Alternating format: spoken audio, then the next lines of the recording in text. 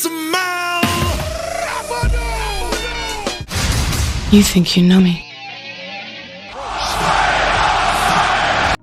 তো আজকের ভিডিওতে আজকে স্ম্যাকডাউন নিয়ে কথা বলবো। আর বলে রাখি যে স্যাটারডে নাইটস মেন ইভেন্ট কালকে সকালবেলা হতে চলেছে, আর দেখতে গেলে 24 ঘন্টারও কম সময় বাকি। আর স্যাটারডে নাইটস মেন ইভেন্ট আর জন সিনাকে নিয়ে অনেক কিছু আপডেট রয়েছে, অনেক কিছু হয়ে গেছে, তো সেই আপডেটগুলো তো দিতে হবে। তো তার জন্য আরও আমার চ্যানেলের ভিডিও আসবে আজকের দিনেতেই, একটা কিংবা একটারও বেশি ভিডিও আসতে পারে, মানে আজকে তোমরা 3টে ভিডিও এক্সপেক্ট করতে পারো। তবে আমি চেষ্টা করবো যে আর একটা ভিডিওতে ওটাকে কভার করে দেওয়ার, কারণ নিউজ তো অনেক রয়েছে, কিন্তু ওটা একটা ভিডিওতে কভার হবে কিনা সেটা যতক্ষণ না বানাতে বসছি ততক্ষণ তো বোঝা যাবে না। তাই তোমাদেরকে বলছি যে তোমরা একটু স্টে টিউন থাকো, আজকের হয়তো আরও 2টো ভিডিও আসতে পারে। তবে আপাতত এখন স্ম্যাকডাউনটা নিয়ে রিভিউ করা যাক। তো আজকে স্ম্যাকডাউন প্রত্যেকবারের মতো প্রচণ্ড সাদামাটাই হয়েছে, বলার মতো তেমন কিছু নয়, তো আমি একটু শর্টেই ছেড়ে দিই। তো আজকের আমরা প্রথমে কোডি রোডসকে দেখতে পাই সে কিক অফ করে, আর সে বেশি কিছু বলতে যাবে ওবা ফেমি চলে আসে, ওবা ফেমির সাথে তার ম্যাচ হবে, তো তাকে তো আসতেই হতো। তো ওবা ফেমি এখানে এটাই বলে যে আমি হচ্ছি দ্য ফিউচার, তোমার টাইম এখন ওভার হয়ে গেছে, your time is up, my time is now. আর বলে দেয় যে আমি হচ্ছি ডাব্লিউডাব্লিউর ফিউচার আর তুমি কিছুদিন পর পাস্ট হয়ে যাবে। তো ঠিক আছে, খুব ভালো কথা। ওবা ফেমি হচ্ছে ডাব্লিউডাব্লিউর খুবই বড় ফিউচার, ব্রাইট ফিউচার, কিন্তু কত বেশি ব্রাইট ফিউচার সে তো মেন রস্টারে আসার পরেই জানতে পারবো। আর দেখা গেল হয়তো বাকিদের মতো ওবা ফেমি মেন রস্টারে এলো আর দেখতে পেলাম যে তার চামড়া যতটা ডার্ক তার থেকেও বেশি তার ফিউচার ডার্ক। আবার আমাদের টাকলা তো 1 নম্বরের রেসিস্টও রয়েছে, তো বলা যায় না। তো দেখা যাক, ওবা ফেমি এত লাফালাফি করছে ঠিকই, মেন রস্টারে এসেই তো আসল খেল দেখাবে। আর তারপর ইউএস চ্যাম্পিয়নশিপের জন্য আবার সেই একই ম্যাচ দেখতে পাই, টমাসো চ্যাম্পা ভার্সেস ইলিয়া ড্র্যাগনভ। ম্যাচ চলাকালীন আমার মনে হচ্ছে মানে দেখে মনে হচ্ছিল যে ইলিয়া ড্র্যাগনভের মুখ নাহলে নাক কিছু একটা ফেটে গিয়ে একটু রক্ত বেরোচ্ছে, পুরো লাল হয়ে গেছিলো। আর এখানে ইলিয়া ড্র্যাগনভ তো খুব সহজেই টমাসো চ্যাম্পাকে হারিয়ে দেয়। আর তারপর জনি গার্গানো এসে অ্যাটাক করে দেয়, আর ইলিয়া ড্র্যাগনভকে বাঁচানোর জন্য আসে কার্মেলো হেজ। তো দিন দিন তো প্রচণ্ড বোরিং হয়ে যাচ্ছে এই টাইটেল রেঞ্জ যেটা যাচ্ছে, মানে বোরিং তো এটা প্রথম 2 সপ্তাহ থেকেই শুরু হয়ে যায়। আর এখন একটু আলাদা করার চেষ্টা করছে, যে একদিকে থাকবে ডিআইওয়াই আর একদিকে থাকবে ইলিয়া ড্র্যাগনভ আর কার্মেলো হেজ, কিন্তু এটা করেও যে খুব একটা ইন্টারেস্টিং হবে তা বলে তো মনে হচ্ছে না, সেই ট্যাগ টিম ডিভিশনেরই ফিল দিচ্ছে।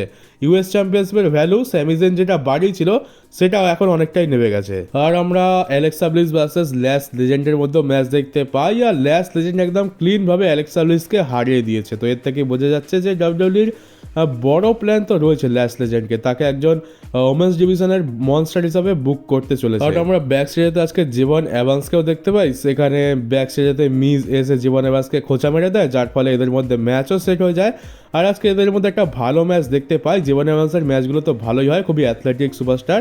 আর জীবন এভান্স মিজকে হারিয়ে দিয়েছে এখানে পুরো ক্লিনভাবে পিন করে। আর তাছাড়া আমরা দেখতে পাই এখানে জেড কার্গিল আর মিচানারও একটা সেগমেন্ট, তো সেটা নিয়ে কথা নাই বা বললাম, কারণ আমার একদমই সত্যি বিরক্ত লাগছে জেড কার্গিলকে দেখতে। কাউকে নিয়ে এরকম বলা উচিত নয়, তবে এখানে আমি না বলেও পারছি না, জেড কার্গিলের মুখটাই আমার একদম পছন্দ নয়। আর তার উপরে যেরকম স্টোরি লাইন দিচ্ছে, ইন্টারেস্ট তো আমার আসছেই না, তো ওটাকে বাদই দাও। আর এছাড়া আমরা এমএফটি আর হোয়াইট সিক্সেরও একটা সেগমেন্ট দেখতে পাই, যেখানে সোলো সিকোয়া পুরোপুরি এমএফটিকে সোলো সিকোয়া হোয়াইট সিক্সকে চ্যালেঞ্জ করে দিয়েছে বা একটা ওয়ার্নিং দিয়ে দিয়েছে যে যদি তোমরা তোমাদের ফ্যামিলির ভালো চাও তাহলে ট্যাগ টিম চ্যাম্পিয়নশিপটা আমাদেরকে দিয়ে দাও। আর আমি তো বলবো দিয়ে দেওয়াই উচিত, কারণ এই জোকার টিমকে চ্যাম্পিয়ন থেকে কোনো লাভও নেই, ওর থেকে তো সোলো সিকোয়ার টিম একটু হাস্যকর ঠিকই, কিন্তু ভালো সোলো সিকোয়াই এটা ভালো সামলাতে পারবে, কম করে আমাদের তো ভালো লাগবে।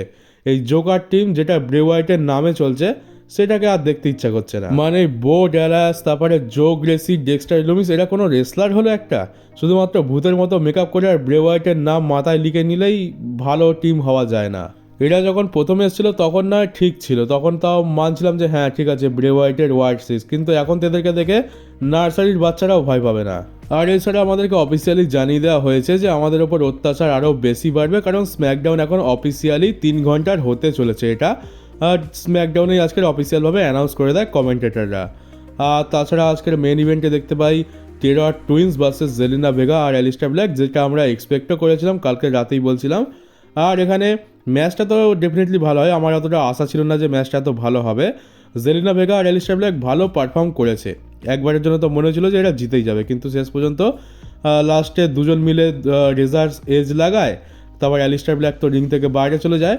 আর তখন জেলিনা ভেগাকে রিপটাইড লাগিয়ে দেয় রিয়া রিপ্লি, আর এই ম্যাচটা টেরর টুইন্স জিতে গেছে। আর ব্যাস, স্ম্যাকডাউন এখানেই শেষ।